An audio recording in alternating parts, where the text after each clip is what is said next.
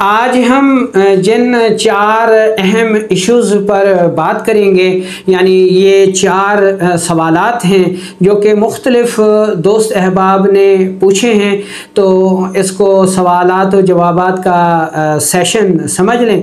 इसमें पहले नंबर पर जो सवाल पूछा गया है वो ये है कि सर जी भूख बहुत ज़्यादा लगती है, ठीक है जी, तो ये बता दें कि भूख जो है वो किस खिलत की ज़्यादती से या किस मिजाज के बिगाड़ से ज़्यादा लगती है। दूसरे नंबर पर ये सवाल पूछा गया है जी कि भूख की ज़्यादती और ग़िज़ा के ज़्यादा इस्तेमाल के बावजूद भी जिस्म जो है वो दुबला पतला है, ठीक है जी।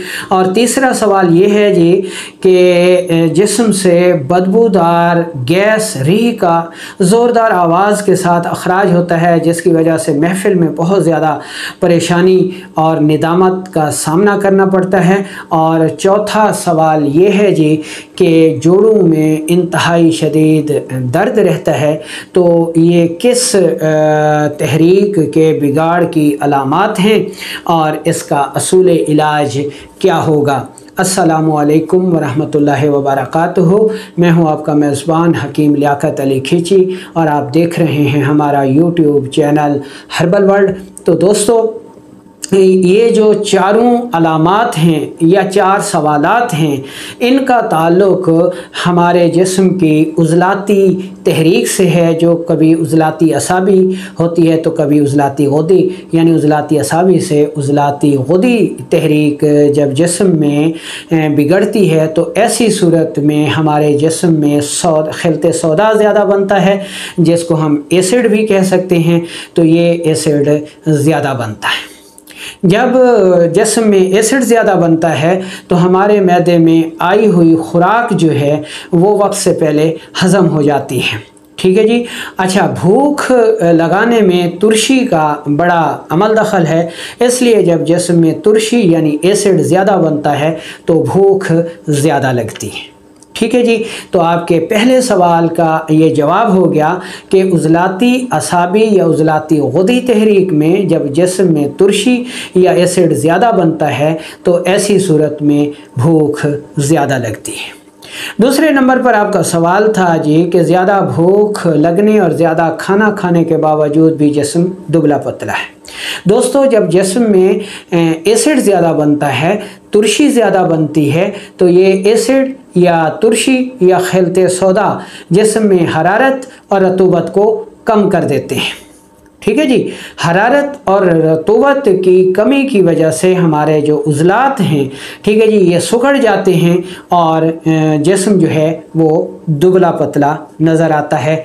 तो ये आपके दूसरे सवाल का जवाब हो गया कि दुबलेपन का ताल्लुक़ भी उज़लाती असाबी या उज़लाती गुदी तहरीक से है, जिसमें रतूबत और हरारत जो है वो कम हो जाती हैं, जिसकी वजह से जिस्म दुबला पतला हो जाता है।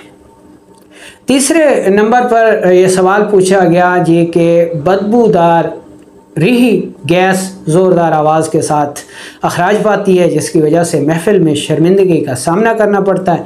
तो जब उज़लाती तहरीक होती है जिसमें तुरशी और तेज़ाबियत ज़्यादा बनती है, तो जिसमें आई हुई ग़िज़ा वक्त से पहले जो है हज़म हो जाती है। दरअसल ये हज़म नहीं होती, बल्कि तेज़ाबियत एसिड की ज़्यादती की वजह से जल जाती है। जब ये जल जाती है तो इस जली हुई ग़िज़ा में इंतहाई ताफ़ुन पैदा हो जाता है, रीह पैदा हो जाती है, जो कि फिर मक़द के रास्ते ज़ोरदार आवाज़ के साथ अखराज पाती रहती है। तो ये आपके तीसरे सवाल का जवाब हो गया। अब चौथे सवाल को देख लें जी कि जोड़ों में इंतहाई शदीद दर्द होता है, तो जब जिस्म में तेज़ाबियत की ज़्यादती होती है, हरारत और रतूबत कम हो जाती हैं, जोड़ों की जो यानी ग्रीस होती है वो कम हो जाती है, लुब्रिकेशन कम हो जाती है, जोड़ आपस में रगड़ खाते हैं, जिसकी वजह से जोड़ों में शदीद दर्द होता है। तो गोया जिसमें उज़लाती तहरीक जो है, उज़लाती असाबी हो या उज़लाती गुदी, इसकी ज़्यादती की वजह से ये चार अलामात जो हैं वो हमारे जिस्म में सामने आ सकती हैं। अब हम चलते हैं इसके असूल इलाज की तरफ कि हमने पढ़ा कि तुर्श और तेज़ाबी ग़िज़ाओं, सौदावी ग़िज़ाओं, प्रोटीन वाली ग़िज़ाओं के बकसरत इस्तेमाल की वजह से क्योंकि ये अलामात सामने आती हैं, तो सबसे पहले हमें इन ग़िज़ाओं से परहेज़ करना होगा और इसकी जगह फिर हमें कार्बोहाइड्रेट और फ़ैट्स वाली यानी सफ़रावी ग़िज़ाएँ और बलगमी ग़िज़ाओं को ज़्यादा अपनी ग़िज़ा में शामिल करना होगा, जैसा कि तरबूज हो गया, खरबूजा हो गया, इसके अलावा करेला हो गया, बकरे का गोश्त हो गया। यानी इन ग़िज़ाओं को जो है वो हमें ज़्यादा से ज़्यादा इस्तेमाल में रखना होगा ताकि हमारे जिस्म में तुर्शी और तेज़ाबियत कम हो जाए और हरारत और रतूबत बढ़ जाए। जैसे ही हरारत और रतूबत बढ़ेगी तो ये अलामात हमारे जिस्म से दूर होना शुरू हो जाएंगी। अच्छा, दवा के तौर पर देखें तो ऐसी सूरत में हमें दवा कौन सी इस्तेमाल करनी चाहिए, क्योंकि ऐसी सूरत में जिस्म में तुर्शी और तेज़ाबियत बढ़ी हुई होती है और तुर्शी और तेज़ाबियत का जो इलाज है वो साल्ट है, नमक है, सफ़रा है।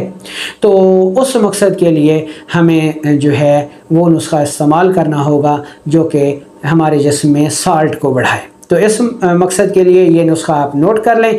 इसमें आपने अजवैन देसी 100 ग्राम लेनी है और पुदीना खुश्क जो है वो आपने 50 ग्राम लेना है और गंधक आंवला सार जो है वो आपने 50 ग्राम लेनी है। तीनों चीज़ों को साफ़ सुथरा करके इंतहाई बारीक पाउडर कर लें और आधी चम्मच चाय वाली तकरीबन 1.5 ग्राम ये दवा बनेगी। ताज़ा पानी के साथ सुबह दोपहर शाम इस्तेमाल करें। इस दवा का मिजाज जो है वो गुद्दी उज़लाती बनेगा और ये दवा जो है जिसमें जाकर साल्ट के असरात को बढ़ाएगी, सफ़रा को बढ़ाएगी। जब जिसमें साल्ट या सफ़रा बढ़ेगा तो एसिड जो है वो न्यूट्रलाइज होना शुरू हो जाएगा और एसिड की ज़्यादती की वजह से ये जो अलामात पैदा हुई थी जिनमें भूख ज़्यादा लगती है, जिस्म दुबला पतला है, बदबूदार हवा का अखराज होता है और जोड़ों में शदीद दर्द रहता है, तो ये सारी अलामात दुम दबा कर भाग जाएंगी और जिस्म में सेहत इंशाल्लाह कायम हो जाएगी। उम्मीद है कि अब आप की तसल्ली हो गई होगी और आपको आपके सवालात के जो जवाबात हैं वो मिल गए होंगे। इसी के साथ हमें इजाज़त दीजिए। अल्लाह निगहबान। पाकिस्तान जिंदा।